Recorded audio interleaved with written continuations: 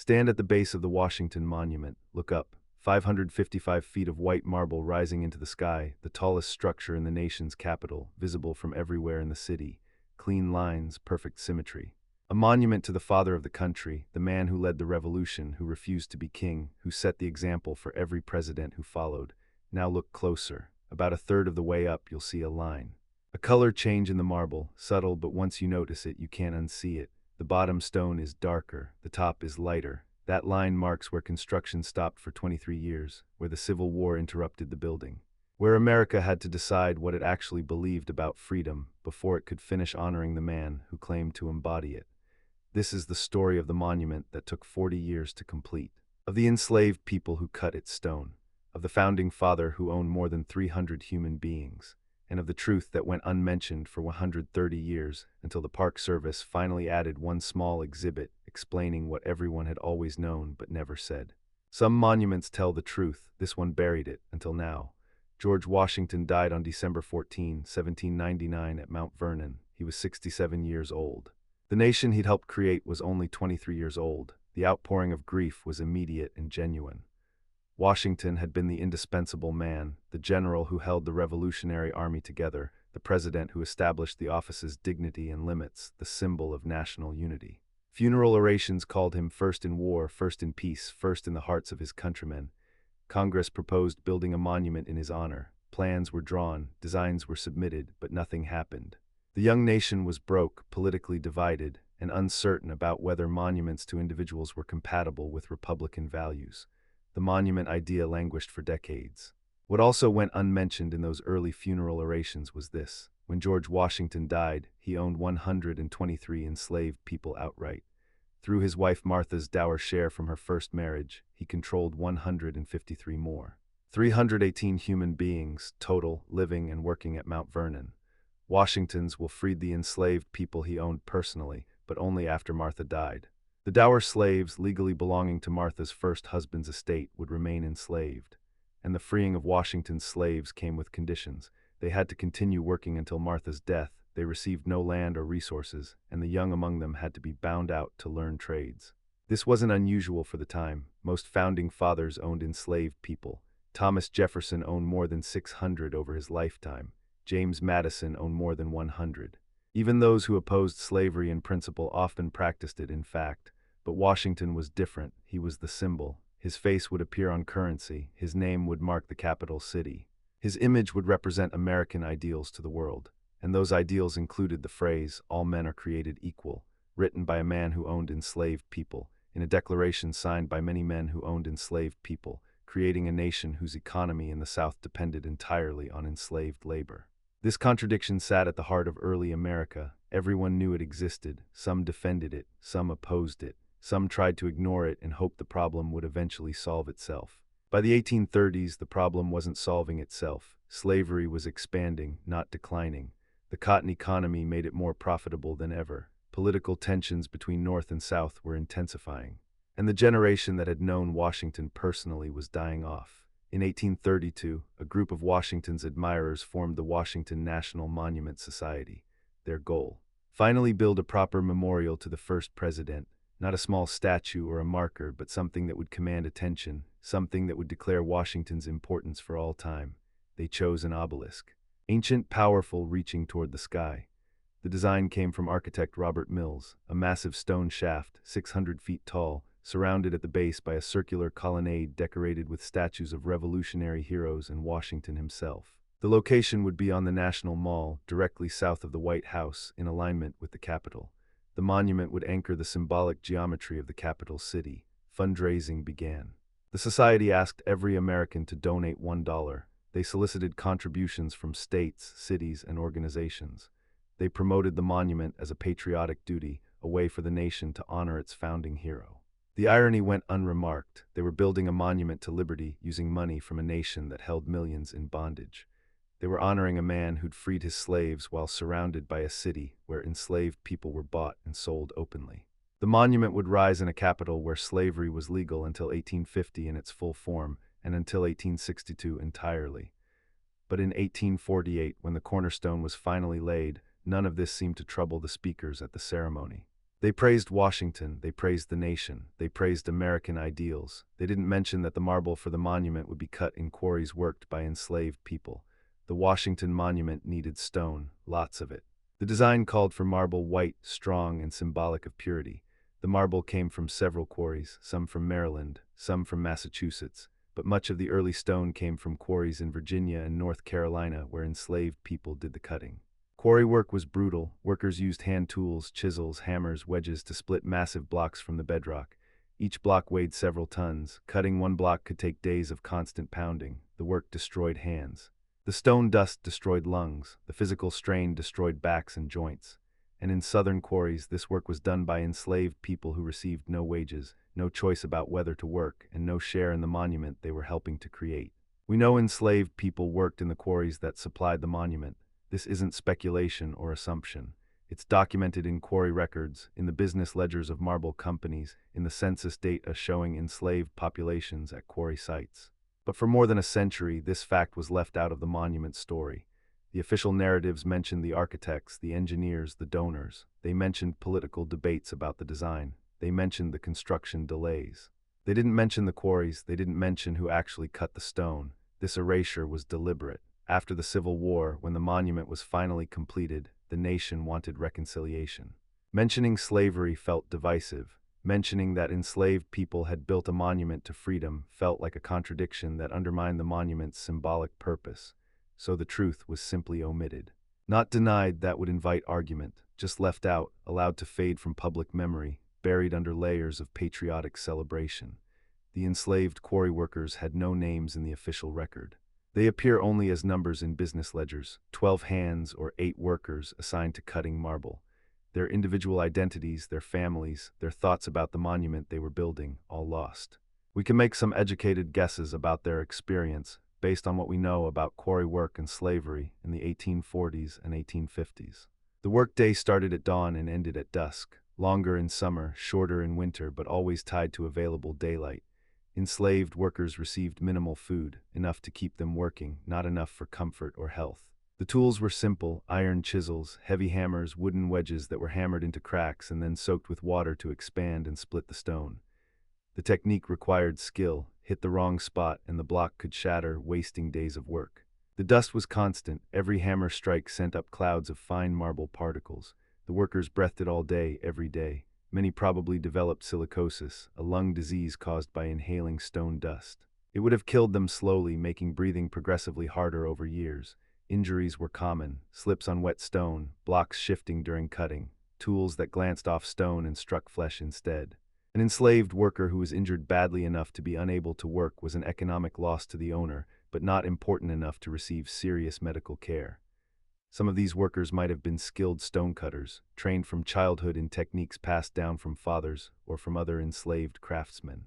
Skill didn't bring freedom, but it might bring slightly better treatment, slightly more respect from overseers. Others were probably field hands, pulled from agricultural work when extra labor was needed at the quarries. For them, the quarry might have been even worse than the fields: harder work, more dangerous, but without the small community bonds that sometimes made plantation labor marginally more bearable. The marble they cut traveled by wagon to the Potomac River, then by barge to Washington. The blocks were unloaded, shaped to specifications, and set in place by construction workers, some free, some enslaved, all building a monument that would stand for centuries while their own names disappeared. On July 4, 1848, the cornerstone of the Washington Monument was laid with great ceremony. 20,000 people attended. The parade stretched more than 2 miles. Politicians gave speeches. Bands played. The crowd cheered. The stone block, weighing 24,500 pounds, was moved into position using a system of pulleys and ropes. It carried no inscription, no date, nothing to mark what it represented except its position as the foundation of something that would grow enormous. The ceremony celebrated American achievement, American unity, American greatness. Nobody mentioned that in the crowd of 20,000, many were enslaved people who had no legal rights, no freedom, no share in the liberty the monument supposedly represented. Construction proceeded slowly. The Washington National Monument Society had money from donations, but not nearly enough. They'd raised about $230,000, far short of the estimated $1 million needed to complete Mill's full design. So they simplified: no colonnade at the base, no decorative statues, just the obelisk itself, pure and stark, Work proceeded at about 20 feet per year. Stone arrived from the quarries. Masons set it in place. The monument rose slowly, visibly, marking progress that crowds could come watch. The project attracted attention from across the country. States sent commemorative stones to be incorporated into the interior walls, each one engraved with state symbols and messages of patriotic support. Foreign nations sent stones too.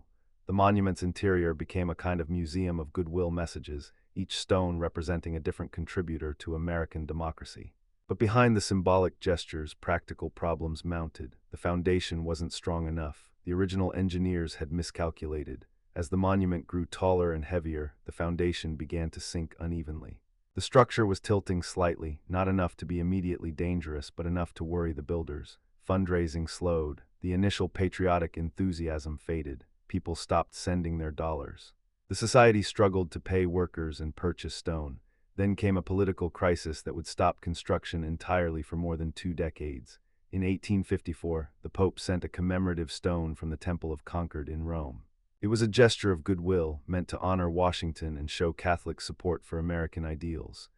The Know Nothing Party, a nativist, anti-Catholic, anti-immigrant political movement, was outraged. They saw the Pope's stone as a foreign intrusion, a Catholic plot to corrupt American values. On March 6, 1854, a group of Know Nothing members broke into the monument grounds at night, stole the Pope's stone, and threw it into the Potomac River. The scandal was enormous. The Washington Monument Society condemned the theft. The Know Nothings didn't care. In 1855, they managed to take control of the Monument Society itself through a contested election. For the next 3 years, the Know Nothings controlled construction. They added stone using poor techniques and cheap materials. They alienated donors. They turned the monument into a political football. By 1858, they'd been forced out, but the damage was done. The monument stood at 156 feet, barely a quarter of its planned height. The society was broke. Public trust was shattered. And then came the Civil War. When Confederate forces fired on Fort Sumter in April 1861, the Washington Monument stood unfinished at 156 feet. It looked less like a monument and more like a broken tooth, a stump rising from the mall, going nowhere. Construction stopped immediately. The Monument Society had no money and no workers. The nation had other priorities. Washington, D.C. became a military city almost overnight. Troops poured in. Fortifications were built. The city that had been designed as a symbol of Republican government became headquarters for a war to determine whether that government would survive. The unfinished monument stood as an accidental symbol of the nation's incomplete project. Washington had built a country on the principles of liberty and equality while practicing slavery.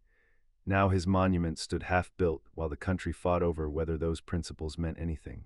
The irony was visible to everyone who looked at the mall during the war years. The stump of the monument. The enslaved people who'd been sold openly in the shadow of the Capitol until 1850.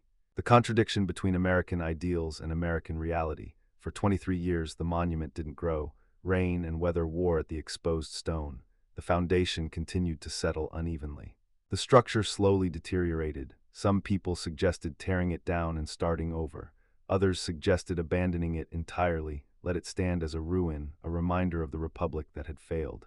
But the monument became something else during the war, a landmark. Soldiers used it to orient themselves in the city. Artists painted it. Photographers captured it. The stubby, incomplete obelisk became oddly iconic, not despite its unfinished state, but because of it. It represented America as it actually was, ambitious, flawed, incomplete, struggling. The Civil War changed everything about how Americans understood their country's founding. The men who'd written "All men are created equal," while owning enslaved people, were no longer just heroes. They were complicated figures whose legacy included both revolution and profound moral failure. Washington himself came under scrutiny. Abolitionists pointed out that he'd owned enslaved people his entire adult life, that he'd benefited economically from slavery, that his leadership of the revolution hadn't extended to freeing the people he owned until he was safely dead and it wouldn't cost him anything. Defenders argued that Washington had been a man of his time, that he'd provided for gradual emancipation in his will, that judging historical figures by modern standards was unfair. The debate raged in newspapers, in Congress, in churches. And through it all, the unfinished monument stood silent on the mall, neither defending its namesake nor accusing him. When the war finally ended in 1865, Washington was a different city.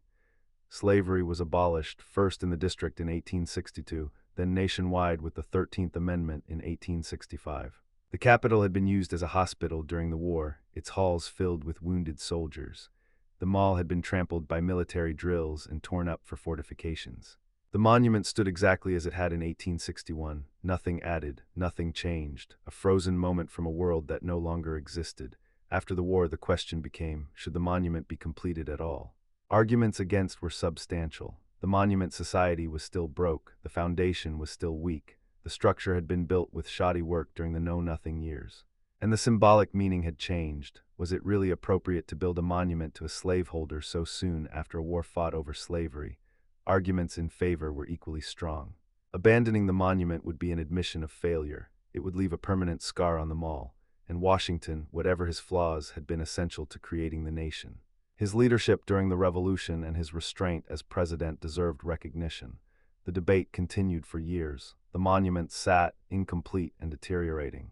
Finally, in 1876, the centennial of the Declaration of Independence, Congress appropriated funds to complete the project. The federal government would take over from the private monument society. Engineers would fix the foundation. New stone would be quarried. The monument would be finished according to a modified design, simpler than Mill's original but still impressive. The decision to finish was partly practical. The incomplete monument was an eyesore, but it was also symbolic. Completing the monument meant the nation had survived the war, had resolved or at least suppressed the contradiction at its founding, and was ready to move forward. What this required was a kind of collective amnesia. To celebrate Washington without qualifications, the nation had to downplay or ignore his slaveholding. To treat the monument as purely inspirational, they had to forget who had cut the stone. This forgetting was deliberate and systematic. When construction resumed in 1877, the official histories mentioned the war interruption but not slavery. They mentioned the engineering challenges but not the enslaved quarry workers. They created a narrative where the monument represented pure patriotic ideals, untainted by the moral complexities of its subject or its construction. The new stone came from a different quarry, one in Maryland, where the marble was lighter in color. This created the visible line about a third of the way up the monument. Below the line, darker stone cut before the war. Above the line, lighter stone cut after. The engineers didn't try to match the colors. They could have found stone that looked similar. Instead, they used what was available and accepted the visible seam. That seam tells the truth the official narrative tried to bury. It marks exactly where history interrupted, where the nation had to stop building monuments and start confronting what it actually believed. Every visitor to the monument can see that line. It's subtle, but it's there. And once you know what it represents, you can never look at the monument the same way. Below the line, a monument begun by a nation that practiced slavery. Above the line, a monument completed by a nation that had abolished it. The seam between 4 years of war and 600,000 dead. Construction resumed in 1877 under Army Corps of Engineers supervision. The workers who completed the monument were different from those who'd started it. These were free laborers. They were paid wages, about $2 to $3 per day for skilled work, slightly less for unskilled. They worked under contracts with specific terms. They could quit if they wanted. They had rights, at least in theory. Many were immigrants, Irish, Italian, German. They came to America looking for opportunity and found hard, dangerous work building the nation's monuments. The work was similar to what had been done before the war, cutting stone, shaping blocks, hoisting them into place. But the scale was bigger now. The monument would rise to 555 feet, the tallest structure in the world at the time. The engineering challenges were significant. The foundation had to be completely rebuilt to support the additional weight. Workers dug out the original foundation and replaced it with a massive concrete base extending down to bedrock. Then came the slow work of building upward. Each stone had to be cut to precise specifications. The obelisk tapered as it rose, requiring careful calculation at each level. The interior had to include an iron framework for stability, stairs for access, and eventually an elevator. The workers who built this were skilled craftsmen, stonemasons who understood how to set marble so it would lock together and support enormous weight. Ironworkers who fabricated the internal framework, engineers who calculated stresses and designed solutions. They took pride in their work. This was the Washington Monument. It would stand for centuries. Their names wouldn't be on it, but they'd know they'd built it. The working conditions were dangerous. Men worked hundreds of feet in the air on scaffolding that swayed in the wind. Stones weighing tons had to be hoisted by steam-powered derricks that could fail. Falls were common. Injuries were frequent. We don't have good records of how many workers were injured or killed completing the monument. The Army Corps of Engineers kept records of costs and progress, but workplace safety wasn't tracked the way it is now. Men who were hurt were replaced, work continued. By 1884, the monument was nearly complete. The aluminum cap, rare and valuable at the time, was set in place at the top. At 555 feet and 5 inches, it was the tallest structure in the world, a title it held until the Eiffel Tower was completed in 1889. The dedication ceremony was held on February 21, 1885, Washington's birthday. President Chester Arthur attended. Crowds gathered. Speeches were given praising Washington, praising American achievement, praising the monument as a symbol of national unity. Not one speech mentioned slavery. Not one speaker acknowledged the enslaved people who'd quarried the early stone. The narrative was pure triumph, unmarred by moral complexity. The monument opened to the public. Visitors could climb the stairs, 897 steps to the top, or, after 1888, ride the steam-powered elevator. From the top, they could see all of Washington. The Capitol, the White House, the city laid out in Elephant's geometric plan. It was magnificent. It was inspiring. It was exactly what a monument was supposed to be. And it was built on a lie of omission, a decision to celebrate without acknowledging, to honor without reckoning with the full truth. The lie held for more than a century. For 130 years, visitors toured the Washington Monument without learning that enslaved people had helped build it. The Park Service, which took over management of the monument in 1933, offered tour, maintained the structure, and provided educational materials. None of them mentioned slavery. Guidebooks described the monument's construction history, the 1848 start, the Civil War interruption, the 1877 resumption, the 1885 completion. They described the engineering challenges, the architectural details, the commemorative stones in the interior walls. They didn't mention the quarries. They didn't mention who cut the stone. They didn't mention the enslaved people whose labor made the monument possible. This wasn't an oversight, it was a choice. The Park Service had historians, they had researchers. They had access to quarry records, business ledgers, and census data. They knew enslaved people had worked in the quarries that supplied the monument. They chose not to tell visitors. The reasoning when Park Service officials were later asked was that they didn't want to make the monument controversial. They wanted it to be inspiring, uplifting, a celebration of American ideals. Mentioning slavery would complicate that message. This is a common pattern in how America has handled its monuments and history. Celebrate the achievements, ignore the costs, focus on the inspiring narrative, bury the uncomfortable truths. It works as long as enough people are willing to accept the simplified story. As long as visitors don't ask too many questions, as long as the people whose stories were erased don't have enough power to demand acknowledgement. But by the late 20th century, that silence was becoming harder to maintain. The civil rights movement had changed how Americans talked about race and history. The push to recognize African American contributions to American history was gaining momentum. Historians were publishing research about slavery's role in building the nation's infrastructure, not just plantations, but also roads, canals, public buildings, and monuments. In 1998, historian Jesse Holland published research specifically documenting enslaved labor in the construction of the U.S. Capitol. His work showed that enslaved people had quarried stone, fired bricks, and worked on construction crews. The evidence was in the archives, payroll records showing slave owners being compensated for their enslaved workers' labor. If enslaved people built the Capitol, the question became, what else did they build? The Washington Monument was an obvious target for investigation. Researchers examined quarry records. They traced the sources of marble used in the monument's construction. They found the evidence they expected. Enslaved people had indeed quarried much of the stone used in the monument's base. The Park Service could no longer claim ignorance. The evidence was public. The question was whether they'd acknowledge it. In the early 2000s, pressure increased on the Park Service to tell the full story of America's monuments. Historians published articles. Documentaries explored the topic. Educators demanded more honest curricula. Descendants of enslaved people asked why their ancestors' contributions were being erased. The Park Service resisted for years. Not through outright denial. They didn't claim enslaved people hadn't worked on the monument. They just didn't see why it needed to be emphasized. The monument, they argued, was about honoring Washington, not about relitigating slavery, but the argument was wearing thin. How could you honor Washington honestly without acknowledging that he owned enslaved people? How could you present the monument as a symbol of freedom without mentioning that it was built partly by people who weren't free? The debate intensified after 2000. The Park Service faced criticism from historians, from civil rights organizations, from members of Congress. They were accused of whitewashing history, of perpetuating the lost cause mythology, of being unwilling to confront uncomfortable truths. The Park Service's defense was that they were focused on preservation and public access, not on controversial historical debates. But that position became increasingly untenable. Preservation of what? Access to which version of history? By 2016, the pressure reached a breaking point. The Smithsonian National Museum of African American History and Culture opened on the National Mall. Its exhibits included extensive documentation of enslaved people's contributions to building Washington, D.C., including the Capitol, the White House, and the Washington Monument. Visitors could now walk from the Museum of African American History and Culture to the Washington Monument and experience two completely different versions of history. One that acknowledged slavery's role in building the Capitol. One that pretended it didn't exist. The contradiction was unsustainable.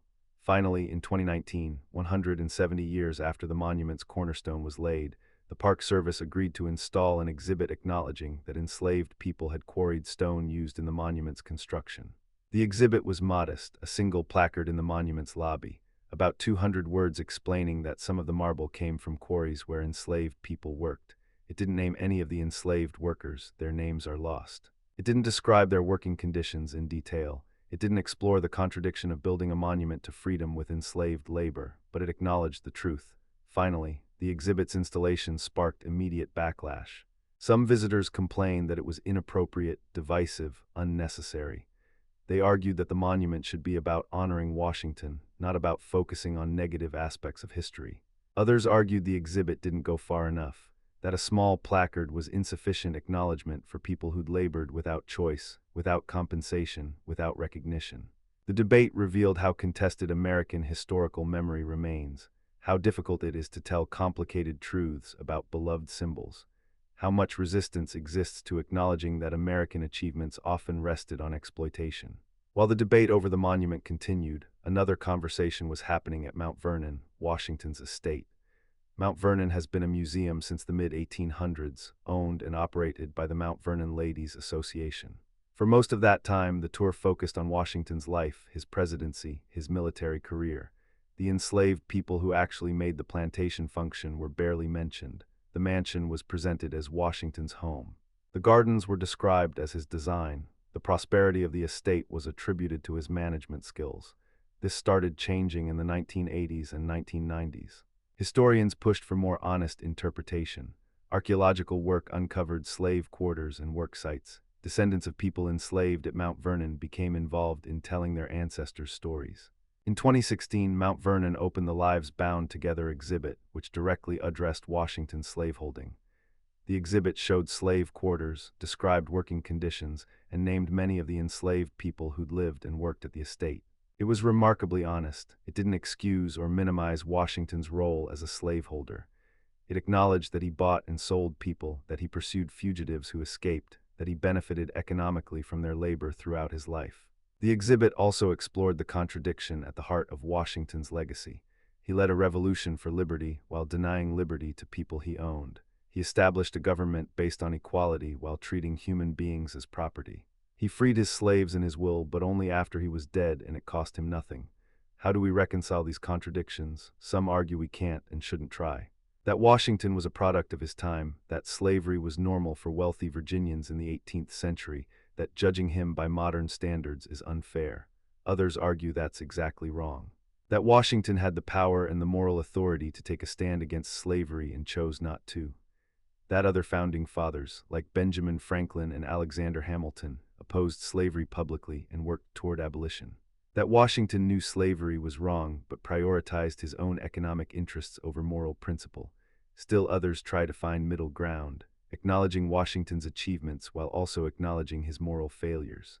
Respecting what he built while recognizing who paid the cost. This middle position is what most historians and institutions have settled on. It's unsatisfying to everyone, too critical for those who want pure heroic narratives, too generous for those who think slaveholders deserve no honor. But it's probably the most honest approach. Great people can do terrible things. Founding a nation doesn't excuse owning people, and monuments built to honor complex figures should acknowledge that complexity. The Washington Monument is literally built from layers of history. The dark stone below represents the pre-war era. The light stone above represents the post-war nation. The seam between them represents the moment when America had to confront its founding contradictions. Looking at the monument with full knowledge of its history means seeing all three layers. The achievement of building something that tall and lasting, the moral failure of building it with enslaved labor, and the moment when the nation stopped pretending it could have one without acknowledging the other. Stand at the base of the Washington Monument today. The placard is there, small and easy to miss if you're not looking for it. It reads, "In building this monument, the contributions of many people went unrecognized." Among them were the enslaved people who quarried and transported the stone for the early stages of construction. 200 words, 130 years late, but there. The question is, does it matter? Does acknowledging enslaved labor in a small exhibit change anything about how we understand the monument, the man it honors, or the nation he helped create? Some would say no. The enslaved quarry workers are still dead. Their names are still lost, their labor is still uncelebrated. A placard doesn't give them justice or rewrite history. Others would say yes. Acknowledgement matters, truth matters. The Park Service spent more than a century actively choosing not to tell visitors about enslaved labor. Now they've chosen differently. That change, however small, represents progress. The deeper question is what we want our monuments to do. Are they supposed to inspire? If so, does acknowledging complicated truths undermine that inspiration or deepen it? Are they supposed to educate? If so, what kind of education? Simplified narratives that make people feel good, or complex histories that make people think? Are they supposed to represent our values? If so, which values, the ideals we claim to hold, or the realities of how those ideals were actually practiced? The Washington Monument can't answer these questions. It's just stone marble stacked 555 feet high, impressive and mute. The questions are for us, the people who look at it and decide what it means. What's changed since 2019 is that visitors now have access to a more complete story. Not the whole story, that would require far more than a small placard. But enough to know that the monument's history is more complicated than "we built a big tower to honor George Washington." School groups who visit now learn that enslaved people quarried the stone. They learn that construction was interrupted by the Civil War. They learn to look for the color change about a third of the way up and understand what it represents. This education doesn't diminish Washington's real achievements. He was essential to winning the Revolutionary War. He set crucial precedents as president. He voluntarily gave up power twice when he could have held it, but it also doesn't ignore his moral failures. He owned people. He profited from their forced labor. He didn't free them until he was dead. Both truths exist simultaneously. The monument exists simultaneously, a symbol of achievement and a reminder of cost. The Washington Monument isn't unique. Across Washington, D.C., and across the nation, monuments built in the 18th and 19th centuries often involved enslaved labor. The U.S. Capitol was built with enslaved labor. The White House was built with enslaved labor. Many of the grand antebellum buildings in southern cities were built with enslaved labor. For most of American history, this went unmentioned. The buildings were celebrated as architectural achievements. The enslaved workers who built them were erased from the story. That's changing slowly. The Capitol now includes exhibits about enslaved workers. The White House has added historical interpretation about the enslaved staff who worked there. Historic sites across the South are finally acknowledging who actually did the physical work of building and maintaining plantations. But resistance remains. Some people argue that focusing on slavery is divisive, that it's injecting politics into history, that it's unfairly tarnishing American heroes. This resistance misses the point. The politics was always there. Choosing not to mention slavery was a political choice. Choosing to mention it is also a political choice, but it's a choice toward honesty rather than away from it. Every monument makes an argument about what we should remember and how we should remember it. The Washington Monument argued for 130 years that we should remember Washington's achievements without acknowledging his enslaving of people. Now it argues, tentatively, that maybe we should remember both. This shift reflects broader changes in how Americans understand their history. We're less willing to accept simplified hero worship. We're more interested in complicated truths. We recognize that founding fathers were human, capable of both greatness and moral failure. This doesn't mean tearing down all the monuments. It means being honest about what they represent and who paid the cost of building them. Some monuments have been removed, particularly Confederate monuments that were erected not to honor history, but to intimidate Black Americans during Jim Crow. Those removals are about rejecting the lost cause mythology, the lie that the Civil War wasn't about slavery. But monuments to complicated figures like Washington present a different challenge. We can't pretend the Revolutionary War didn't happen. We can't erase Washington from history. The question is how to honor real achievements while acknowledging real moral failures. The answer that's emerging slowly, incompletely, is contextualization. Tell the full story. Let people understand the complexity. Trust them to draw their own conclusions. The Washington Monument's small placard is a step in that direction. Not perfect, not sufficient, but something. The enslaved quarry workers have no names in the official record. We know approximately how many people worked in the quarries that supplied the monument. We know roughly when they worked and under what conditions. We know they were enslaved, but we don't know who they were as individuals.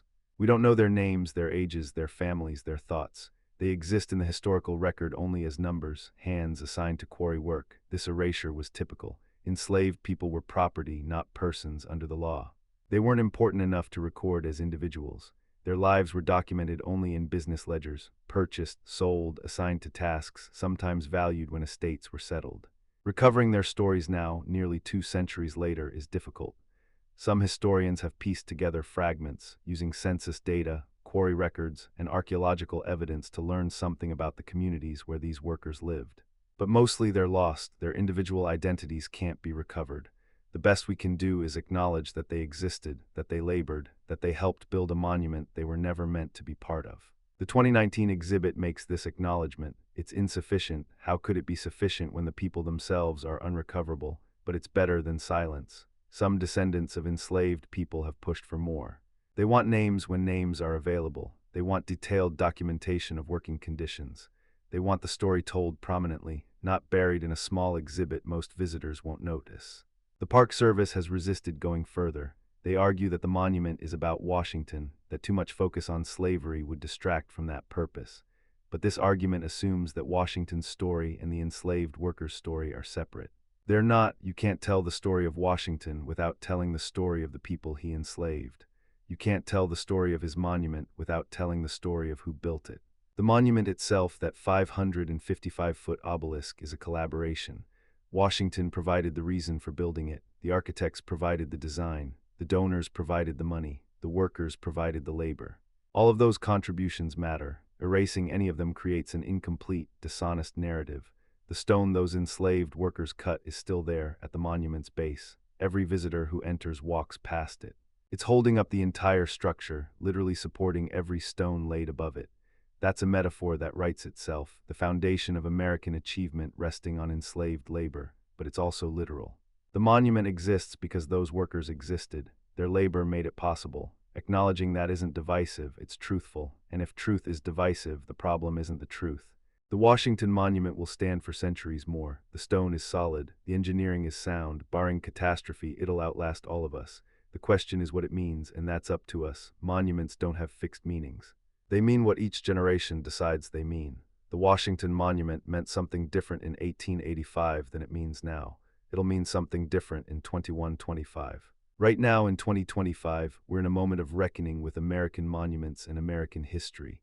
We're asking harder questions about who gets honored and how. We're less willing to accept simplified heroic narratives.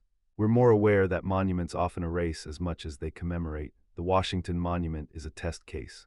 Washington was genuinely important. He led the Revolutionary Army. He served as the first president. He set precedents that shaped American governance. He also owned more than 300 people and benefited from their forced labor his entire adult life. Can we honor his real achievements while acknowledging his real moral failures? Can a monument represent both things at once? Some say no. That monuments are for celebration, not complication. That if we're going to honor someone, we should focus on their achievements. That bringing up their flaws undermines the monument's purpose. Others say the opposite, that monuments should tell the truth, that celebrating achievements while ignoring moral failures is propaganda, not history. That complicated people deserve complicated monuments. There's no easy resolution. But the Washington Monument's physical structure offers a model. The visible seam, where old stone meets new, where dark marble meets light, tells a truth the official narratives tried to hide. It marks the moment when construction stopped because the nation had to fight a war over the contradictions at its founding. That seam is honest. It doesn't try to pretend the past was simpler than it was. It shows the break. It acknowledges the interruption. Maybe that's what all our monuments should do. Show the breaks, acknowledge the interruptions, tell the truth about who built them and what they cost. The 2019 placard is a step toward that honesty. A small step, insufficient on its own, but movement in the right direction. The Washington Monument story is part of a much larger pattern. Across America, monuments and memorials were built to celebrate achievements while erasing the costs. Confederate monuments pretended the Civil War wasn't about slavery. Columbus statues pretended indigenous genocide didn't happen. Plantation homes pretended enslaved people were happy servants rather than human beings held in bondage. This wasn't accidental, it was systematic. The people who built these monuments and wrote their narratives made deliberate choices about what to emphasize and what to hide. For much of American history, those choices went unchallenged. White Americans controlled the narrative. Monuments reflected their perspective. Other voices were excluded or marginalized. That's changing, not smoothly, not without resistance, but changing. Descendants of enslaved people are demanding their ancestors' stories be told. Indigenous communities are challenging Columbus myths. Historians are documenting the realities that monuments tried to erase. The result is a messier, more honest account of American history, less inspiring in some ways, more complicated, but truer. The question is what we do with these complications. Do we remove monuments that tell lies? Do we add context to monuments that tell partial truths? Do we build new monuments that tell different stories? All of the above, probably. There's no one-size-fits-all answer. Confederate monuments erected to intimidate Black Americans during Jim Crow should probably come down. They weren't about history, they were about maintaining white supremacy. Monuments to complicated founders like Washington probably deserve contextualization rather than removal. Add the full story. Let visitors understand the complexity. Trust people to form their own judgments. And yes, build new monuments, tell stories that were excluded, honor people who were erased, make public memory more representative of actual history. The Washington Monument isn't going anywhere. It's too iconic, too established, too woven into how we visualize the capital city, but what it means can change. The 2019 placard changed it slightly. Future editions could change it more. The monument could become not just a celebration of Washington, but a meditation on American contradictions. How we've always claimed to value freedom, while denying it to people we found it profitable to exploit. That's a more honest monument. It's also a more useful one, because understanding those contradictions is essential to addressing their legacy. Stand at the base of the Washington Monument one more time. Look up at that 555-foot obelisk, white marble against blue sky. Think about what it took to build, the vision of architects who designed it, the money of donors who funded it, the labor of workers enslaved and free who cut the stone and set it in place. Think about what it represents, Washington's real achievements, his real moral failures. The nation he helped create with all its ideals and all its contradictions. Think about the seam. That visible line where old stone meets new, where construction stopped because the nation had to reckon with its founding lie. The monument doesn't answer questions, it raises them. What does it mean to honor complicated people? How do we celebrate achievements built on exploitation? Can monuments tell truth instead of just celebrating victory? These aren't academic questions, they're about how we understand ourselves, our history, our values. Every monument makes an argument. For 130 years, the Washington Monument argued that we should remember Washington's greatness and forget everything else. That we should see the achievement and ignore the cost. Now it argues something more nuanced. Remember the achievement, remember the cost. Understand that both are real, that both matter, that you can't understand one without the other. This doesn't diminish Washington's real accomplishments, it contextualizes them. It makes them human scale instead of mythic. Washington wasn't a demigod. He was a man who did important things and terrible things, often simultaneously. He led a revolution for liberty while denying liberty to people he owned. He established a republic based on equality while treating human beings as property. The monument reflects that contradiction. It's beautiful and impressive. It's also built on enslaved labor and stood half-finished for 23 years because the nation couldn't reconcile its stated values with its actual practices. Both truths are visible if you're willing to look. The beauty is in the architecture, the cost is in the history. The seam between them is right there on the stone, marking the moment when America had to stop building and start reckoning. We're still in that reckoning. Still figuring out how to tell honest stories about our monuments. Still learning to see beauty and cost together, achievement and exploitation as two sides of the same history. The Washington Monument will outlast this debate. It'll stand for centuries more, meaning different things to different generations. What it means right now is up to us. We can see it as pure triumph, ignoring the complicated history. We can see it as pure exploitation, ignoring the real achievements, or we can see it whole. A monument built by enslaved people and free workers, a symbol of both American ideals and American failures. A structure that shows its history in the seam where old stone meets new. The truth is in the stone, it's always been there. The question was never what the monument is, it's what we're willing to see when we look at it. Look at the seam, see the truth. Remember both the achievement and the cost. That's what monuments should do. Not lie, not simplify, just tell the truth and let us decide what it means. The Washington Monument is 555 feet of American history, beautiful, complicated, built on contradictions we still haven't fully resolved. It's also finally beginning to be honest about what it is. That took 170 years, but it's a start.